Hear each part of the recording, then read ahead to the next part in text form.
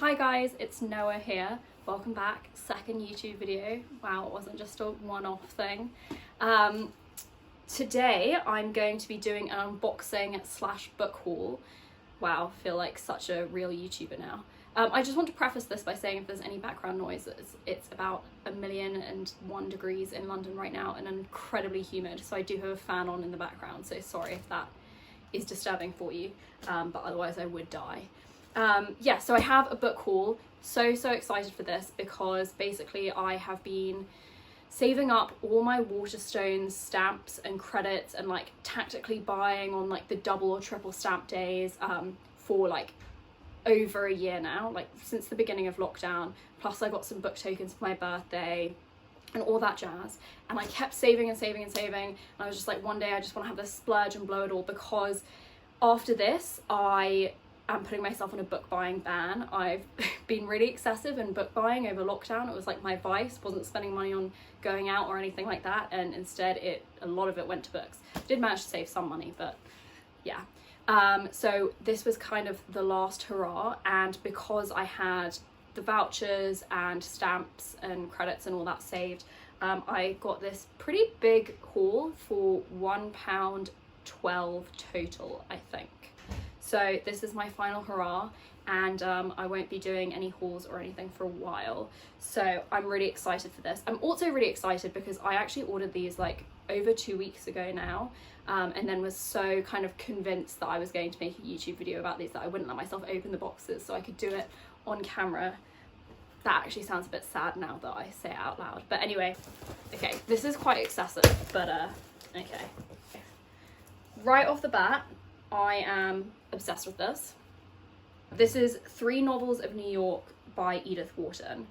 So it's 3 Edith Wharton books: The House of Mirth, The Custom of the Country, and The Age of Innocence. And it's introduced by Jonathan Franzen, who I love. I'm obsessed with this for multiple reasons. Firstly, it's just absolutely gorgeous. Secondly, it's an American edition, and it has deckled edges. I know this is a controversial thing. Some people hate them. They don't really sell them in the UK, books with deckled edges.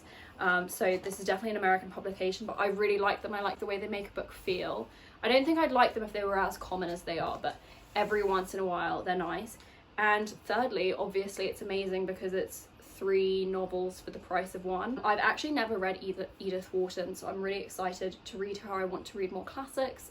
I just love those kind of discussions and satires of the decaying aristocracy, and I think that's the kind of thing that Edith Wharton does in New York. I love stories about that set among the British aristocracy and in London and, I don't know, upper class Britain. So Anthony Trollope, Edward St. Alban. So I'm excited to see what Edith Wharton does with it in America.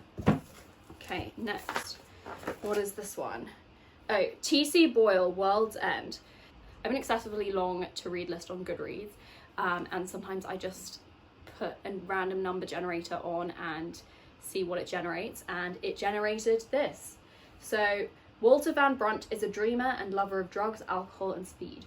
He likes nothing better than to fly along on his motorbike, invincible and immortal. But one day, dodging a mysterious shadow on the road, he crashes into a barrier and loses his right foot. Walter is a descendant of Dutch yeomen, and since the days of the accident he has been haunted by their ghosts. When he receives a new plastic foot, he is determined to find his father, who deserted his family years ago, and to uncover the secrets of his ancestors. I mean, this sounds really exciting, really cool. I know it's considered a bit of a modern classic. I have a feeling that it will give me similar vibes to Hunter S. Thompson, if not exactly in writing style, then in themes. I could be completely wrong. I don't know a ton about T.C. Boyle, but I have heard great things, so that's what I'm excited for. Nana by Zola. Again, this is a classic that has been on my TBR for a really long time, and I think I just saw a great review of it and was like, it's time, I need to get it. I know this is a kind of seminal piece of French literature, and to be honest I haven't read much French literature, but it just sounds so good. Born to drunken parents in the slums of Paris, Nana lives in squalor until she's discovered at the Théâtre de Variétés. I'm not even going to try saying it in Paris, but it's the Theatre of Varieties. And she soon rises from the streets to set the city alight as the most famous high-class prostitute of her day. Rich men, comte and marquises, fall at her feet. Great ladies try to emulate her appearance. Lovers even kill themselves for her. Nana's hedonistic appetite for luxury and decadent pleasures knows no bounds, until eventually it consumes her. So this was published in 1880 and was obviously a sensation and incredibly controversial, but it just sounds so good. So that's another classic I'm really excited to try. Modern classic this time, A Dead Man in Deptford by Anthony Burgess. Burgess wrote A Clockwork Orange, that's his most famous piece. This is a reimagination of the life of Christopher Marlowe, who is one of Shakespeare's contemporaries, and some people have a theory that actually Marlowe wrote most of Shakespeare. It's not one that I subscribe to. I love historical fiction. I love the atmosphere that this suggests. He's apparently a poet, lover and spy. Marlowe must negotiate the pressures placed upon him by the theatre, queen and country. I don't know much about the political angle, if that was true or not, but should be really exciting. And obviously Marlowe is a significant figure in English literature, and so that should be fun. Next two, I got somewhat aspirationally from a desire to learn a little bit more about political history, the history of thought, the history of philosophy, all that jazz. So we have Epicurus, The Art of Happiness. Epicurus was a Greek philosopher. I think he wrote around, or lived around the 3rd century BC. He wrote a lot about, well, on the back it says life, death, religion and science, physical sensation, happiness, morality and friendship. And he was a very unpopular philosopher for a long time, but then enjoyed a bit of a renaissance among the kind of big philosophers that Western philosophical thought is based on, including Hobbes, Newton, Jefferson and Marx. I really don't know much about Epicurus's writings or what he thought or what he stood for. I don't even know if he's considered one of the Stoics or not, but I am excited to find out more and educate myself a little bit better. On the same theme as trying to learn a bit more about important people and writings through history, which I wasn't paying enough attention to at uni, I have The Rights of Man, Common Sense and Other Political Writings by Thomas Paine. I actually just wanted a copy of Common Sense, but then I found out that I could buy it in a book with a bunch of other writings, and obviously that's better value for money, and I'm excited to read his other papers. I'm pretty sure I read The Rights of Man at uni, but I didn't read Common Sense. Common Sense was kind of like the big pamphlet of the American Revolution. The Rights of Man was a defense of the French Revolution. Generally, he's considered a real revolutionary writer. His writing and thought was incredibly important for the development of much of the Western world. I mean, so much of the way the world has turned out has been shaped by the results of the French Revolution and the American Revolution. And I also want to read this because then I want to read more about why this kind of thought didn't catch on as much in Britain. Okay. This is The Caravanners by Elizabeth von Arnim. Basically, this came up when I random number generated my TBR twice, so I was like, this is a sign I really have to do it, like on 2 separate dates. I think it's a bit of a satire. It was written in 1909 about an Edwardian caravan holiday in Kent, narrated by the pompous and self-important Baron Otto von Ottringel, a Prussian major in the German army. He's just taken aback by the bizarre behaviour of English people, so it's a bit of a satire at that. It's also making fun of him. He is, I think, a very difficult character, and he doesn't realise really that his actions are driving everyone away. And then his second wife, who is much younger than him and has no patience for him whatsoever, discovers a whole new lease of freedom. But I just really like these kinds of light-hearted comedies of that kind of period. She also wrote Elizabeth and Her German Garden, which I think is much better known, but it's not actually a book that I've read yet. Wow, I can't believe there's more. How many more books do we have? I've got a lot. Okay, How to Win Friends and Influence People. I feel like this is kind of an embarrassing book to admit buying or reading. Not that I've read it yet, because it's like, do you have no social skills? But it's a self-help classic. Over 16 million copies sold, so I'm definitely not alone in wanting to read it. I also thought this would be really useful for work. Part of my job is trying to talk to people and persuade them to a certain argument or way of thinking, and I think that this could be really helpful with that. I see it as part of kind of self-development in that regard, but also I'm sure that Carnegie has a lot of interesting things to say, and good things to say, and if it could also make me be a better friend, how to be a better listener, how to make your friends feel more supported, that's also something I would like to know. Okay. The Mermaid of Black Conch. This I got for a book club, so it's probably going to be the next book I read after I finish Lord of the Rings, which I think I'll probably finish tonight.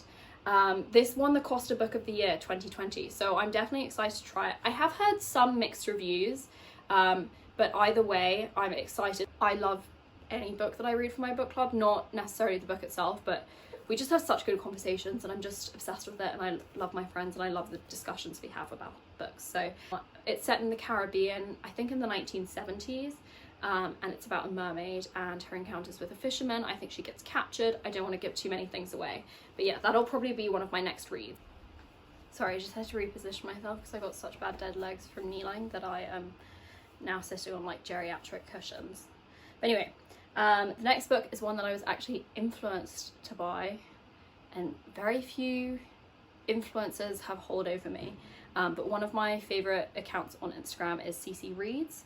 I just love her reviews, I love her taste in books. I mean, she posts beautiful pictures, but her thoughts on books are something that I really admire and value. So she gave The Good Earth by Pearl S. Buck a great review, and I honestly was like, oh, okay, I'll just get it then, I'll read it. It won the Pulitzer Prize, I think in 1968, but it's set in China, I think in medieval China, and it's the story of a servant girl who marries a peasant, and then they become wealthy, but it's like poisoned wealth. I don't really know the context of it. Again, with all these books, almost all of them were kind of impulse buys or ones that I had heard a little about, but not much. I really like to surprise myself, so not surprise myself, but I just don't want to know too much about a book going into it, otherwise it feels spoiled and I don't get excited for it. So I don't know a ton about it. All seems lost until Olan's desperate will to survive returns them home with undreamt of wealth. But they have betrayed the earth from which true wealth springs, and the family's money breeds only mistrust, deception, and heartbreak for the women who had saved them. So, sounds great. What have we got here? How to Read a Book, The Classic Guide to Intelligent Reading by Mortimer J. Adler and Charles Van Doren. This is kind of the go-to book on how to read a book. I know that sounds quite self-explanatory, but something that I struggle with a lot with reading is, I mean, I love reading, but I didn't do English past GCSE level, didn't study it for A level, didn't do it at uni, and while I love language, I love the stories, one of the things I really struggle with is picking up metaphor in book. I read If on a Winter's Night a Traveller recently, and I was looking up some criticism online, or like Spark Notes, just to kind of help me contextualize it further, and it was talking about how the train, there are a bunch of trains through the book, are a metaphor for journeys. And I was like, wow, that completely went over my head. I didn't even notice that the trains were a recurring theme. I was just like, oh, there's a train, oh, there's another train. That's just how people traveled back then. So I am really hoping that this is like the definitive book.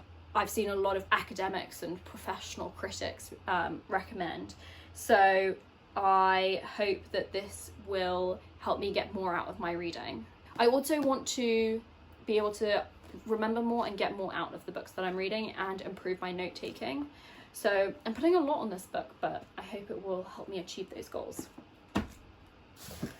Anything more in here? No, okay, we've got two more.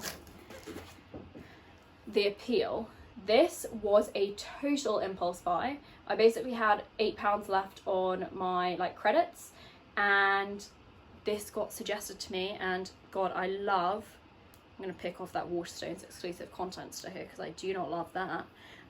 But I love a murder mystery.